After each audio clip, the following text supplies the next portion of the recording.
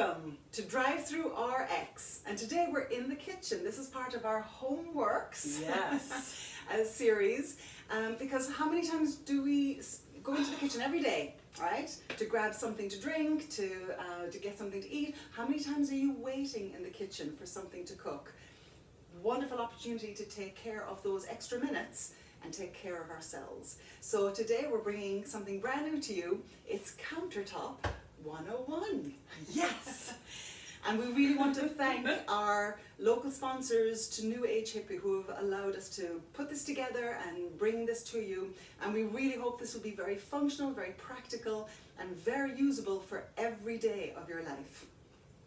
So as we get started, we're going to be using the principles today, along with the moves from head to toe, using the principles of Tai Chi, where we're talking about using internal and external breathing, movements. It's controlled. We're using control moves that are good for you, and they'll be in the modified position so everybody can enjoy it. Wonderful. Let's get started, beginning from the feet up. All right, so the first thing that we're going to do is the heel lift. But before we start with the movements itself, the two things that are really valuable in today's Countertop 101 is two fists is about hip width apart between your knees. So if you're unsure about it when I say hip width, it's two fists between your knees. The other thing I want you to be aware of is weight transfer. When we say weight transfer, it's not shifting the weight by shifting the hip. It's just a small amount of movement into the other foot. Once the weight is in the foot and you feel it in the center of the foot, now you're able to pick up the other foot or pick up a heel, but it's weight transfer. Just a little bit of weight moving in towards the foot, okay? So let's get started. The first one we're going to do today is heel lifts. Now I want you to know something. As soon as I place my hand on that counter, I'm not going to rely on the counter and twist. I want to keep my hand gentle. I'm going to keep my shoulder down, and I'm going to do hip width apart with my feet. I'll put my head up in the golden thread so I'm centered and I'm nice and strong. And I'm going to slowly lift the heels and lower the heels. I'm only lifting the heels as high as I can with keeping the ball of the foot on the ground. Picking straight up and lowering down. Every time you lift your heels, I want you to pretend you want the top of your head to touch the ceiling and lower. So now you're lengthening that golden thread. Take an inhale breath when you lift up. Exhale breath when you lower. And lift up and lower. 3 more. Lifting the heels, inhale breath. Exhale breath, lower. Inhale breath. Exhale breath. We have 1 more to go, and it's a heel lift and lower. Nice. Now you don't have to use this hand. You could choose to use the other hand if this shoulder is not comfortable. Now we're going into the weight transfer. Okay, there's that principle, and you got to be very careful when you're doing this. When you talk weight transfer, don't drop that hip, and don't lift the shoulder to hold your body up. You're going to put the weight in the foot, and when you do, I want you to lift the knee. Then I want you to put the foot down gently, shift the weight, and lift the knee. Now I keep my hand on the counter so I have a little bit of extra balance, but I'm shifting and lifting and lowering. So this is an exhale breath because I am using my belly muscles. Inhale breath, shift. Exhale breath, up. Head is straight forward, using the golden thread, lift and lower, shift the weight, lift and lower. Every time you pick up the knee, it's the back, so you want to make sure you're using your belly muscle. And lower 1 more time, and lift and lower.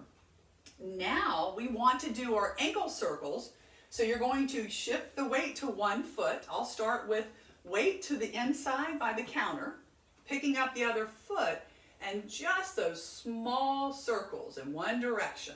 Soften knee on the other side to allow the body to stand, and then rotate the other direction. And then I'm going to transfer the weight. If you need to turn and use the other arm, then shift it, head forward, and again, using just the ankle. You can bend your knee if you need to. You don't have to hold it straight out. and then rotate in the other direction, and then lowering it down, keeping one hand gentle to the counter. Now we're going to do push-ups. When we do these push-ups, I want you to think about how you vertical stack. The vertical stack is shoulders to hips, hips to knees, knees to ankles. Okay? So when we do that, I want you to focus on, if I'm doing my push-up, I'm hip width apart, 2 fists between the knees. Don't forget, I'm watching you, by the way. And I want you to slowly, with your hands on there, I want you to lift the heel a little bit and then bend the elbows going into the counter. When you extend the arms back out, lower the heel. It's a great modification. It does the calves, the hamstrings, while you're working on your upper body strength. Keep your nose lined up with your belly button and look straight forward. Heel lift, bend the elbows in, come out, and lower. I've got my fingertips on there without using my palms to get a little bit more of my phalanges working for me, but you can keep them flat if you need to. Let's do 5 more of these. Ready? And it's a heel lift, forward bend, and lower down. Here's 4 more. Lift, forward, and down. Again, I can use my fingertips and really get those phalanges and tendons to work, so I pick up, forward, and down. 2 more. Straight, forward, in, and down. Last time. And down. Good. So now we just worked on our upper body weight. We're still working on the legs. Now we're going to go into they call the tricep dips. So we all have no problem leaning against the counter. So what I want you to do is go ahead and place your tush, aka glutes, on the counter for a minute, and then I want you just to put your hands on the counter. Now, don't put your hands on the counter with your shoulders up high, scrunching in your neck. Bend your elbows. It drops your shoulders. I'm going to walk myself away from the counter, and I want my butt to touch the counter as I bend my elbows, and then I'm just going to push myself up. Butt to the counter, push myself up. So you see, I'm using my body to pick up and lower, but I'm not trying to put it in the elbow and shoulders tight. Great modification for working your triceps. And you want to think about how you use your breath. This is a breath in. Exhale, out. Shoulders relaxed. Inhale, breath. Exhale, breath. 1 more. Exhale, breath. Good. If you want to try a little bit more, you walk your feet out, but you keep your shoulders down. The next ring is the hamstring. So when we do hamstrings, that's the back of the leg here.